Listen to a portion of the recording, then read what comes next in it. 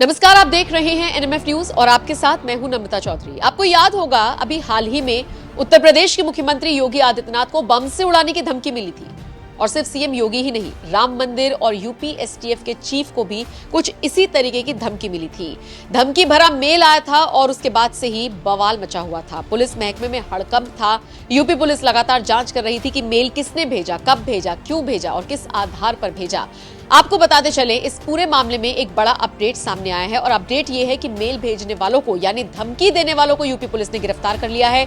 ऐसे 2 लोगों को गिरफ्तार किया गया है, लेकिन सबसे बड़ी बात यह है कि ये धमकी देने वाले किसी के कहने पर ऐसा कर रहे थे। इनका किसी से कोई कनेक्शन नहीं है, ये कोई आतंकवादी नहीं है। अभी जो तस्वीर आप अपनी स्क्रीन पर देख रहे हैं, तस्वीर में दिख रहे ये 2 शख्स वही हैं जिनको गिरफ्तार किया गया है। आपको बता दें, भारतीय किसान मंच एवं भारतीय गौ सेवा परिषद के अध्यक्ष देवेंद्र तिवारी ने खुद ही इसकी साजिश रची थी।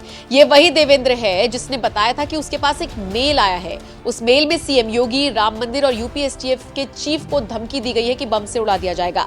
लेकिन खुलासा ये हुआ है कि इस देवेंद्र ने खुद ही सारी साजिश रची थी ताकि इसको लाइमलाइट मिल सके, ताकि इसको पुलिस सुरक्षा मिल सके और इसके अलावा ये और बड़ी साजिश को अंजाम देने की फिराक में था। लेकिन पुलिस ने जिन 2 लोगों को गिरफ्तार किया, उन्होंने सारा सच उगल दिया। अब माना जा रहा है कि इस शख्स के खिलाफ भी कड़ा एक्शन लिया जाएगा और बाकी उन 2 लड़कों को तो गिरफ्तार कर ही लिया गया है।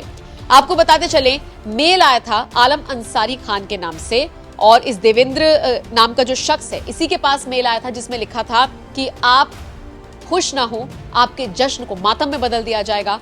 राम मंदिर हो, सीएम योगी हो या फिर यूपी एसटीएफ के चीफ, सबको बम से उड़ा दिया जाएगा, बस देखते रहिए। निश्चित तौर पर यह मेल आना था तो फिर हड़कंप तो मचना ही था। इसको लेकर जांच शुरू हुई और देखिए जांच में क्या निकलकर सामने आया। फिलहाल पुलिस ने इन 2 लोगों को गिरफ्तार कर लिया है और साथ ही साथ ये संदेश भी देने की कोशिश की है कि यूपी में किसी भी अराजक तत्व को बर्दाश्त नहीं किया जाएगा। सोचिए, 48 घंटे के अंदर अंदर एक्शन हो गया है। माना जा रहा है कि कोई स्ट्रिक्ट एक्शन इन सबके खिलाफ लिया जाएगा, लेकिन उससे पहले योगी आदित्यनाथ के जो कड़क तेवर हैं, उनकी पुलिस के जो कड़क तेवर हैं अपराधियों के खिलाफ और इस तरह की घटनाओं को अंजाम देने के खिलाफ, ये शुरुआत से ही दिखते रही हैं।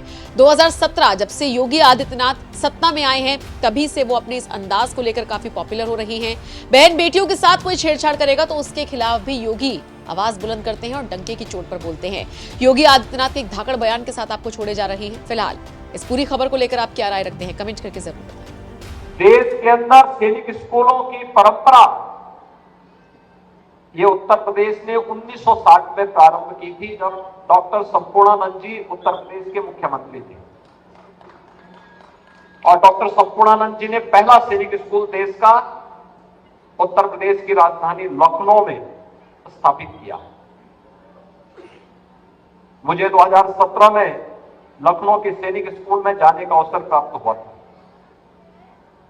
क्योंकि उसकी जो समिति होती है उसका चेयरमैन मुख्यमंत्री होता है। इस नाते में वहां गया था और उस समय मैंने वहां पूछा था, मैंने कहा यहां पे क्या बालिकाओं का प्रवेश है? उन्होंने कहा नहीं। तो मैंने कहा अगले सत्र से एक बैच बालिकाओं का इसमें प्रवेश हो। और 2018 में हम लोगों ने इस कार्यक्रम को वहां प्रारंभ किया। दूसरा, सैनिक स्कूल लखनऊ को इस बात का भी सौभाग्य प्राप्त हुआ कि देश के सेना का सर्वोच्च मेडल परमवीर चक्र लखनऊ सैनिक स्कूल के ही एक छात्र को प्राप्त हुआ, कैप्टन मनोज पांडे को, जिन्होंने कारगिल के युद्ध में देश की रक्षा करते हुए वीर गति को जो प्राप्त हुई। और इसलिए हम लोगों ने उस समय निर्णय लिया कि लखनऊ का हमारा सैनिक स्कूल कैप्टन मनोज पांडे सैनिक स्कूल के रूप में जाना जाएगा। और आज सैनिक स्कूलों को हमारे बालकों के मन में, बालिकाओं के मन में सैनिकों का अनुशासन आ सके।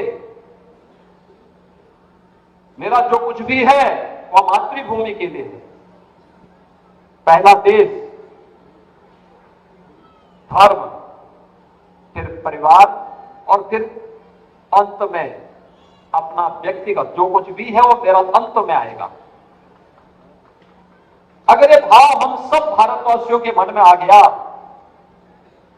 तो भाइयों बहनों, कोई कारण नहीं कि प्रधानमंत्री जी ने जो लक्ष्य हम सबके सामने रखा है 2047 तक हम सबका एक ही संकल्प, विकसित भारत हर भारतवासी का संकल्प होना चाहिए।